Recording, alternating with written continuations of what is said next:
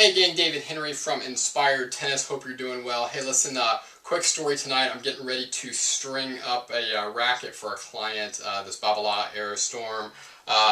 Putting some Technofiber Black Code 16 gauge polyester string in it for him. That's what's in it now. I'm going to cut these old ones out and put in the new. But I wanted to tell a little story about this client and a lesson that's in the story about polyester strings. Okay, so it has probably been, goodness, at least 6 months since I strung this for this guy last time. Okay, and he plays quite a bit. He's a 4.0, 4.5 player, plays quite a bit, and I can tell you this right now, I didn't take a DT reading on this when I strung it up for him last time. I'm not sure if I had my meter yet, or for whatever reason I didn't take it. It may have even been more than 6 months ago that I strung this up.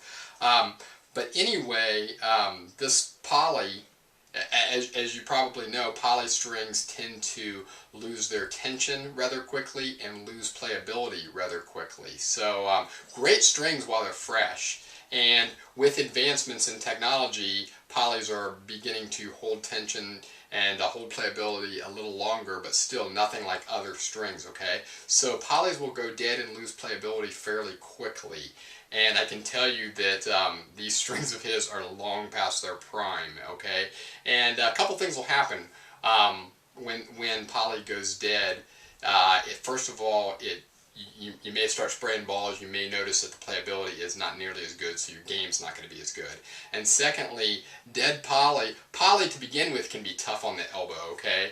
And tough on the arm. But dead poly is even worse on the elbow or on the arm. So the lesson here is that if you're playing with polyester strings, make sure that you are not using them for extended periods of time.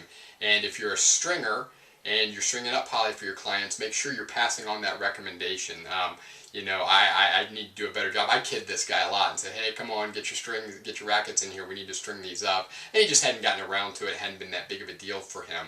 But I'm going to take, after I string this up tonight, I'm going to take a DT reading of the string bed, the dynamic tension, with my Beers ERT 300 computer mechanism, and then I'm going to measure that, and then a couple months from now, probably about 2 months from now, I'm going to make sure that I take a reading on it and can show him, maybe not even that long, that's probably even too long, but it'll show a reading on it to show how much that dynamic tension has decreased over time, and I bet it's going to be significant. So anyway, that is the lesson to be learned. Don't leave poly in, because you won't break it a lot of times. I mean, unless you're a super big hitter or hit an off-center shot or something, poly's not going to break that quickly on you. So it'll stay in the racket forever, but it's going to be long since dead, okay, and harmful to your game and harmful to your arm. So don't leave it in there too long. That is all I have for tonight, gang. Thanks for checking in.